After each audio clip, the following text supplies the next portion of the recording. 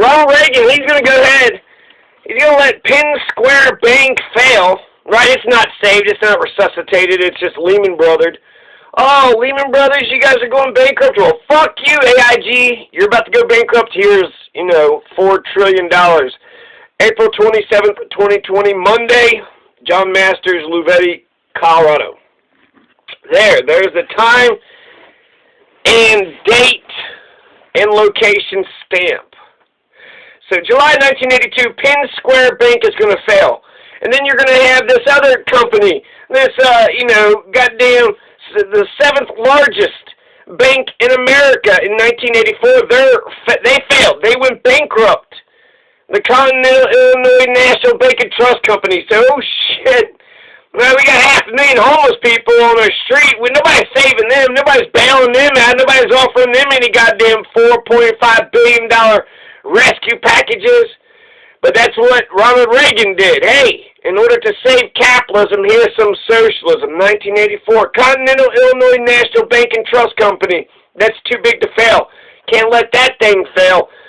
But we're going to let Penn Square Bank fail. Henry Paulson says that he doesn't like talking about how they handled the crisis because Americans don't like, when you pick winners and losers. And that's what they did. And it's also not the free market. Too big to fail. That's not capitalism. So I want to mention 3 reasons right now why America is in a third Great Depression. Now, 1873 was called the Long Depression, but Milton Friedman said it didn't even happen. It was actually production was going up. There wasn't even a recession, let alone a panic or a depression. 1893 was a huge panic, and so there were economic problems. I guarantee you the first Great Depression, 1873 was what the Americans called a Great Depression, but it turns out it wasn't that big of a deal. It wasn't as bad as 1890. Anyways, we're in the third Great Depression right now, okay? There was at least one Great Depression before 1929. That's number 2, so that would make this one number 3. You're going to ignore about 20 different panics and then pretend like, well, we only had one Great Depression. We've had many Great Depressions. We've had a lot of Great Depressions in America. And we need to be more specific with our words. Because the Great Depression, it had to do with the banks failing. The stock market crashed, did something, but it exacerbated the situation. It wasn't inevitable, but common people did not have to lose their ass. Hence, the stock market crashed in 1987. The stock market crashed in 1987, and yet, here we all are. There is no depression. There is no recession. So the stock market can crash without the economy being wrecked for 12 goddamn years. So we're in a Great Depression right now. There's 3 major things. Oil prices collapsing. The stock market crash of March 16th, 2020, which was Black Monday 2. We had 2 Black Mondays this year. 2 Black Mondays. So unemployment is at 26.5 million. Real unemployment is over 20%, the highest level since 1934.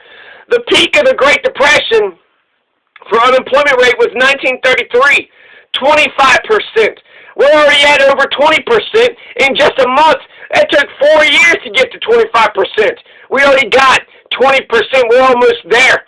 1 more month, right? 41 million. I mean, we're on a rate to not only meet up with the Great Depression, but surpass it over and over again if you look at the unemployment rate in the direction that it's heading. The Great Recession, we saw 15.3 million lost jobs. So the Great Recession in 2008, where we had to, pump $700 billion into the economy, we saw 15 million Americans lose their jobs so far in 1 month with this coronavirus lockdown 2020. 26.5 million. We've already surpassed the Great Recession. We're about to beat the Great Depression numbers. Oil prices collapsing. Can one commodity in the market? Yeah, we're petrodollar, right? We made that agreement with Saudi Arabia. They're going to, sell their oil in dollars. That helps the U.S. dollar out.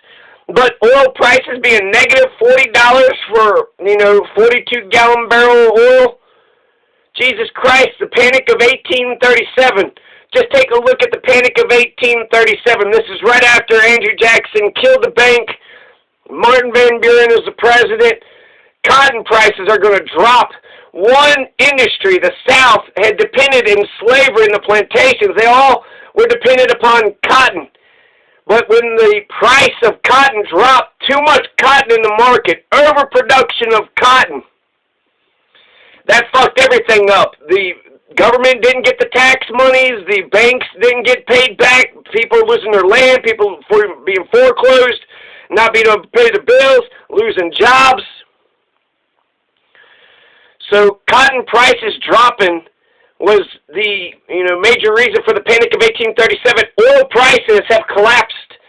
So if the U.S. dollar was tied to any commodity, it would have been oil. And so, we should be thanking our lucky stars in some respects that it's not pegged to the dollar, right? Because it's free floating fiat, Federal Reserve bank note debt. We're not tied to the oil prices collapsing, but there is a connection. So again, the petrodollar, our oil-backed commodity U.S. dollar, is no more. It's gone. Oil has collapsed. If there's something that you would think would always have value, it would be oil. And the stock market crash of March 16, 2020, we've already had 2 Black Mondays. We've already had 2 Black Mondays this year. So we had a Black Monday in 1929, and that represented a 13% drop in the value of the stock market. In our Black Monday number 2, which was nearly 3,000 points drop in the Dow, that was 12% value of stock market was gone, 12%. So that actually represents, it's about the same. It's about the same.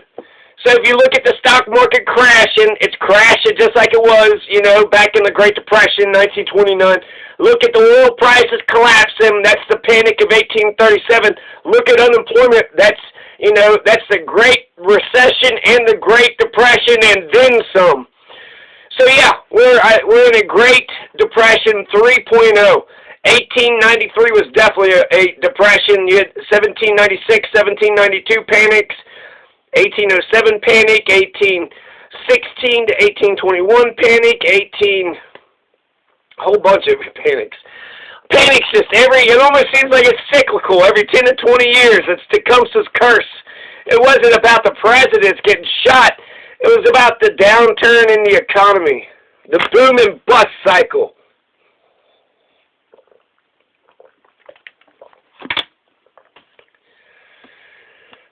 So yeah, things are bad. And IMF, Goldman Sachs, they're warning us the top 3 record all-time Dow Jones points dropped.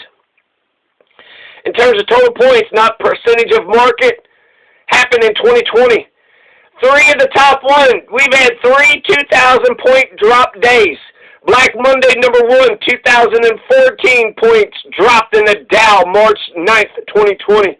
And then you had Black Thursday, 3 days later, 2,353-point drop, worst since 1987. Since percentage, 1987 was 23% drop in the value of the market in one day. The 1987 stock market crash shows you could have a major stock market crash and it's just an event. It's part of the financial markets and the financial. It's not part of the real economy. It doesn't touch any of the regular folks that haven't got tied up in this. Casino-style, Wolf of Wall Street, sort of, Gordon Gekko. Black Monday number 2, you saw 2,997-point drop. So we've seen 3 days in which we've reached over 2,000 points have dropped. With the 1987 stock market crash, whatever, Black Monday or whatever that was. With the 1987 stock market crash, 23% drop, but they're going to recover in about 2 years. And that wasn't the point I was trying to make, but 2,000, 3,000 point drop. Oh, it was 508 points. So 1987, you saw a 508 point, and that was worth, 508 points back in 1987 was 23% of the market. Now we're seeing 2,000, 2,300, 2,997 points drop. So 508 points, that ain't shit in 1987. We're dropping to almost 3,000 points a day, you know, here in 2020 America. So my main argument that I'm making with this video is that stock market crashes. We do not have to be sunk by a stock market crash. The Great Depression lasted for 12 years. If I panicked in 1929 over the stock market, I wouldn't just keep on panicking for 12 years. Oh my God. Remember when the stock market dipped back in 1929? It dipped. It didn't crash until 2.5 years later. So it didn't get down to zero. When I think crash, it's dead and gone. Oh no, the farmer's market has crashed. The farmer's market has crashed. Holy shit. That means you can't get your produce? No, you still can. They just dipped in 10% of the value of their produce. Well, then that's not a crash.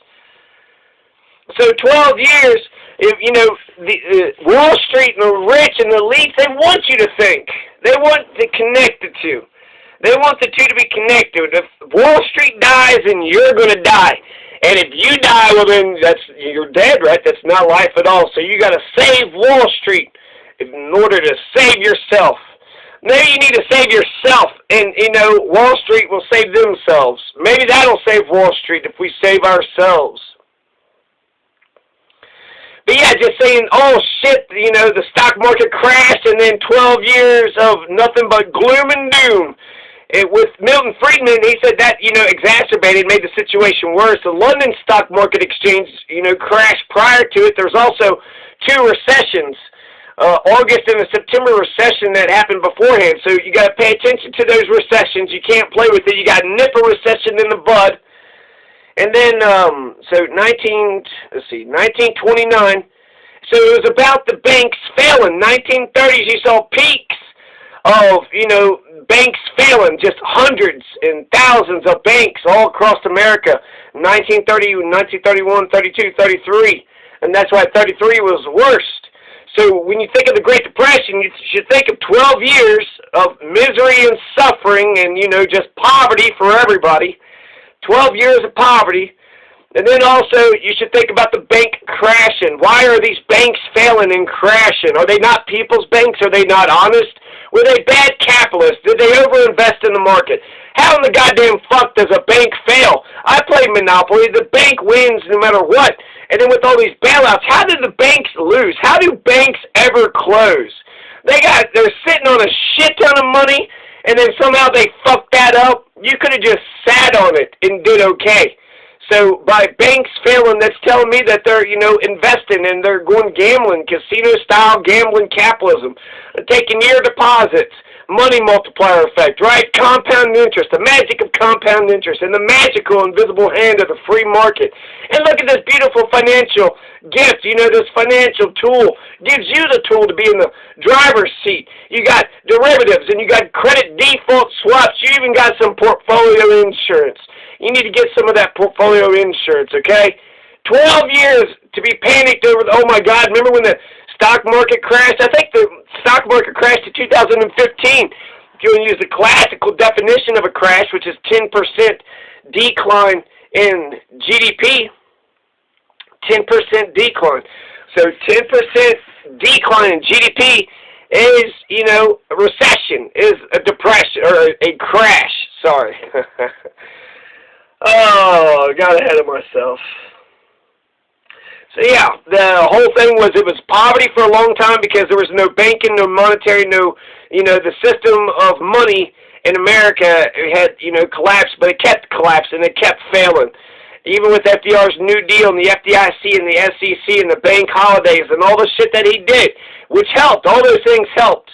World War II is said to get us out of the, you know, Great Depression, but World War II put us into very huge, you know, debt. So that helps. That's what helps get us out of a, you know, Great Depression. Just get us in a shit ton of debt and have us fight, you know, a Hitler. We all got to mobilize and fight a Hitler. So Barack Obama was elected 12 years ago. So if I was panicked in 1929 over the stock market, right, then I'd be panicked over Barack Obama still. Oh, shit, Barack Obama was elected president?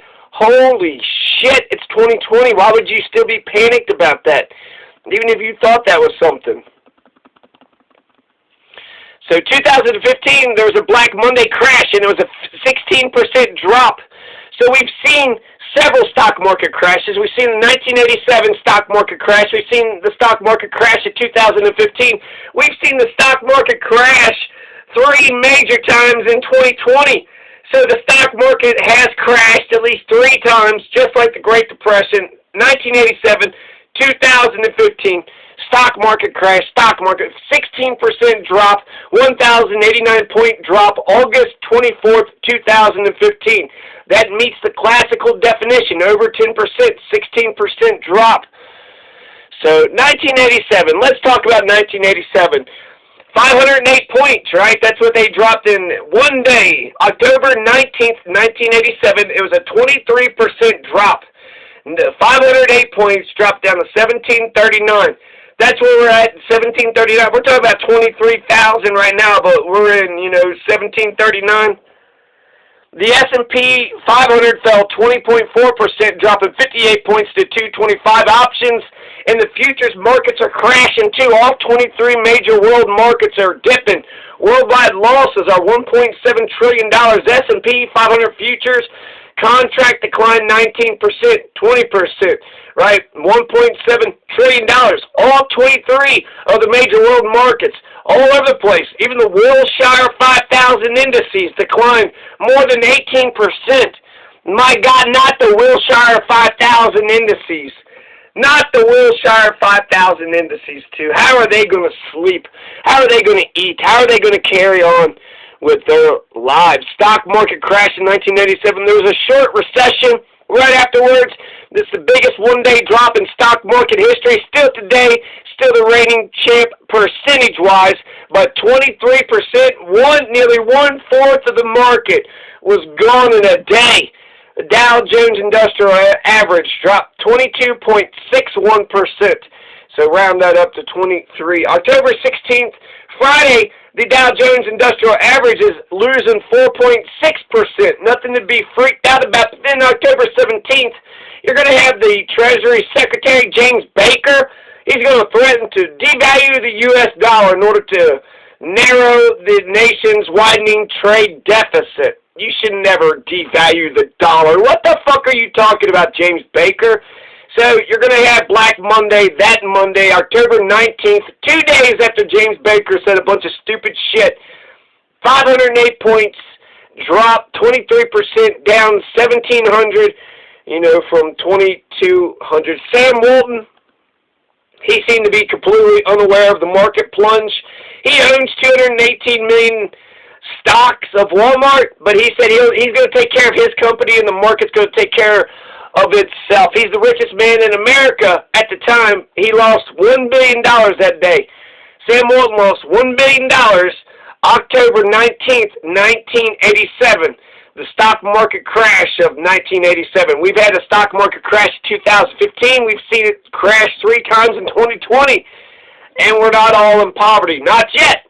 But I'm just saying we should not immediately, there's not a direct causal relationship.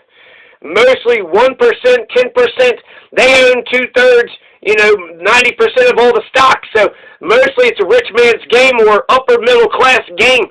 Most people in America don't own stocks. So if a stock market crash, why would that affect ordinary, regular Americans?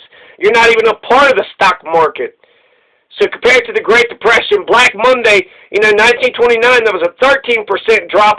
This is a 23% drop, nearly double. In 1987, it doubled, one day was worse than the worst day of the Great Depression, nearly twice the amount. 23% versus 13%, more than 10% more. So, yeah, the stocks are going to fall, right? 13% October 28th, 1929, which was the first Black Monday. We've had 2 Black Mondays in 2020. Black Thursday saw 11% decline. Black Tuesday, everybody lost more that day than they had made all year. Banks invest in Wall Street. Bank collapses are the main problems. So banks collapsing. Talk about having a stable, reliable currency. We don't even have a stable, reliable bank system. In 1796, there was a panic. There was, the French Revolution finally reached the shores of England, and everybody got freaked out. The Bank of England, there was a run on the Bank of England. So you have New England and Northeast, all those masters of finance on Wall Street and all the money, those money changers up in the Northeast. They were going to get, hit by the Bank of England's actions. But the rural interior of America wasn't wrapped up in the financial economy. They were worried about corn and potatoes and making sure their donkey or mule, their plow, was fed and had plenty of energy to do the work. The rural interior were worried about the real economy. Not the financial economy, but the actual real economy. They didn't get sucked up into the jargon-filled and ruinous financial economy. So if we want to survive a depression, then we should just look at the 1796 panic and just, disassociate ourselves. Cut the umbilical cord. Just, no, we're not going to deal all that, derivatives and credit default swaps. No, I don't want a credit default swap. I don't want a derivative. I want, $1, and I want to go in and I want to be able to buy a candy bar. There, that's all I want. All that fucking jargon-filled, ruinous financial economy bullshit. So the eastern port cities, 1796, this panic is going to hit the banking industry of America, but the rest of America wasn't even a part of the banking system of the New England establishment. So only the East Coast, the port cities. There was a recession, depression, a downturn in their economy, but for the rest of America, so we can learn from 1796 and just don't participate in their bullshit. They want to have a panic, they want to have a depression and a recession, they want their stock market to crash. I would actually think, with a stock market crash, you could buy into it. So this is Joe Kennedy made his wealth during the Great Depression, so you can profit. This is cyclical, right? Economies crash and come and go, right? We have a boom, then we have a bust, and then a boom, and then a bust, and then that's kind of, the history of the world. So to what? We're going to try to stop the natural, ebb and flow, the natural back and forth of the economic cycles. You can't fuck with the economy. The invisible hand, Adam Smith, the free market, that invisible hand is going to slap the shit out of you. So a Wall Street crash, even a depression or recession, doesn't have to be for 10 years. It doesn't have to affect you. It doesn't have to affect you whatsoever. So in 1796, it also shows how America used to have some backbone. We used to throw these dirty-ass corrupt banksters in jail. By 1800, banksters Robert Morris and James Greenleaf were put in jail. You screw millions of Americans over, you fucking dirty, rotten bankster piece of shit, you go to jail.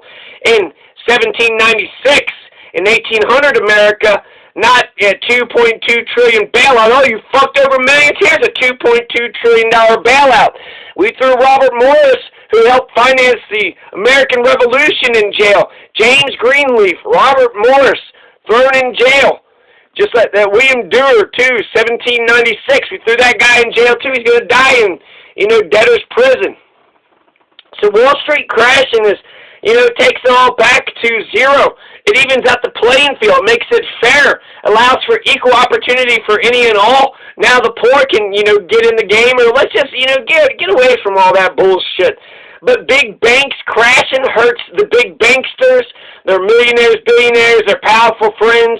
But it's not inevitable that you're going to get caught up or feel the ripple effect. It doesn't affect you, America, directly. The stock market did crash in 2020, but look around. It seems to me like even though people, are staying at home, it doesn't look like it's all going to go down. We're just, taking a breath? We can go right back to the same shit we were doing before, or we can make things better. So eventually, we're going to get up and going, and the economy will be just fine and dandy. We got to take care of each other and take care of our health. But the Great Depression made Joe Kennedy rich, so there's opportunities here. That's what Ronald Reagan would say, actually. You lost your job, that's an opportunity to find a better job. You lost your small business and start a better business. So propping up zombie banks and corporations doesn't help me. They don't bail us out, if one of ours goes down. So why do we bail them out? Bail them out. Depressions are a perfect opportunity for, capitalists, for magical, free, laissez-faire capitalist economic systems, of a nation to reset itself. Go back to zero, just like in Fight Club, right? The credit card companies, go back to zero. Let terrible banks and companies fail. That's good for me and you. That's good for America. That's good for capitalism. Why are we letting shitty companies, why are we bailing and propping up shitty companies? And why don't we have people's banks? Why don't we have a reliable banking system? Talk about the dollar being, unstable and volatile. We don't have a very strong banking system. Thousands and hundreds of banks just fail. Why don't we have people's banks, people's corporations, people's co-ops, and get those, we should probably get those started. So anyways, there's no direct causal linkage between the New York Stock Exchange crash and then the rest of the 90% of America who doesn't invest in Wall Street. So there's no direct relationship. Perhaps, the banks, banksters will lose money, and maybe that'll affect your bank. But then think about those things. The banks aren't, reliable. They're not your friend. They take your deposit, and they consider it a liability, but it's not your money until you demand it, because they pass that cash out. They take 10% reserves and then pass out 90%. And make money off the loans that they give with the money you put in their bank. So therefore, they are dependent on you.